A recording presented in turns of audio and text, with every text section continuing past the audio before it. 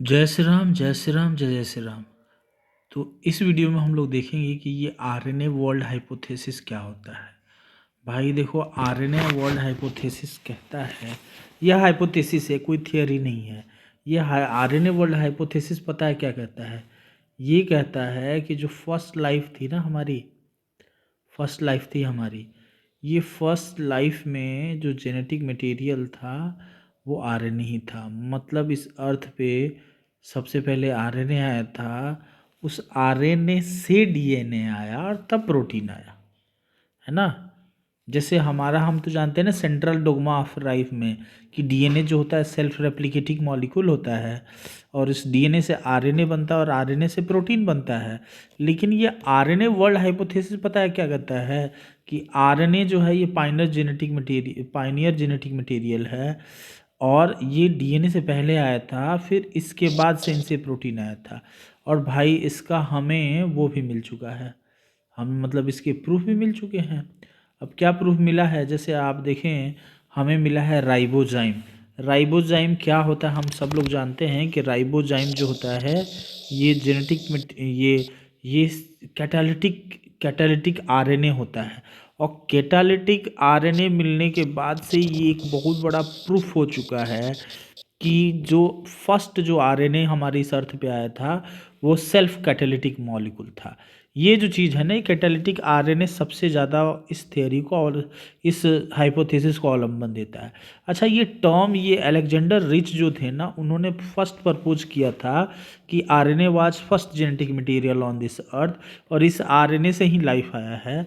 और जो Walter Gilbert थे, उन्होंने ये टर्म कॉइन किया था आरएनए वर्ल्ड हाइपोथेसिस। और ये हाइपोथेसिस जो है, ये क्या क्या चीज़ें हैं जो इसको सपोर्ट करती हैं?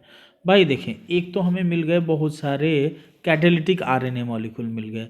So many catalytic RNA molecule, so first the RNA was probably self catalytic. जब हमें कई सारे कैटालिटिक आरएनए मॉलिक्यूल मिल रहे हैं तो ये इंडिकेट कर रहे हैं कि पहला जो आरएनए मॉलिक्यूल था वो सेल्फ कैटालिटिक था। हो सकता है ना, बिल्कुल ही हो सकता है। फिर क्या है कि आरएनए मॉलिक्यूल जो होता है, आरएनए मॉलिक्यूल बनाने के लिए हमें न्यूक्लियोटाइड चाहिए। तो न्यूक्लियोटाइड कहाँ से आया? तो साइंटिस्ट बिलीव करते हैं कि न्यूक्लियोटाइड जो है ये पहले आया। आरएनए मॉलिक्यूल बनने से पहले पहले न्यूक्लियोटाइड इवॉल्व हो गया, और उसके बाद से उन न्यूक्लियोटाइड्स के अंदर फिर बॉन्ड बने, और बॉन्ड बनने के बाद से आरएनए बना। और स्टार्टिंग में जो आरएनए बने वो क्या थे? वो मतलब अनस्टेबल थे, धीरे धीरे स्टेबल आरएनए मॉलिक्यूल बने। लेकिन हम ये अच्छी तरह से जानते हैं कि आरएनए मॉलिक्यूल जो है, आरएनए मॉलिक्यूल से स्टेबल मॉलिक्यूल डीएनए होता है।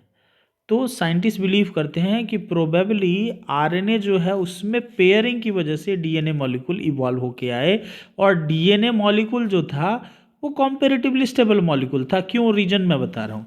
देखें, ये है हमारा एक आरएनए।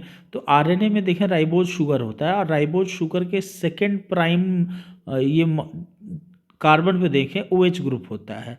कई बार क्या होता है कि ये OH ग्रुप फॉस्फोडाइस्टर बॉन्ड पर अटैक करके उसको तोड़ देता है ना। लेकिन जो डीएनए था उसके 2 प्राइम पे OH ग्रुप था ही नहीं, वहाँ पे सिर्फ हाइड्रोजन था।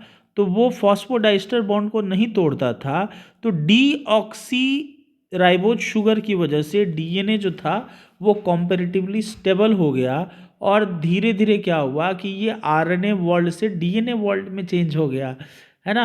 और साइंटिस्ट बिलीव करते हैं कि शायद पहला जो डीएनए है वो आरएनए में ही पेयरिंग की वजह से हुआ था। और भाई देखो, आज भी हमारे पास प्रूफ भी हैं। कई सारे देखो वायरसेस है जिनका जेनेटिक मटेरियल क्या है? जिनका जेनेटिक मटेरियल है आरएनए। आरएनए वायरस का जेनेटिक मटेरियल आरएनए है ना। इसके अलावा क्यूबी बैक्टीरियोफाज, फिर आप जेनेटिक मटेरियल उनका आरएनए है।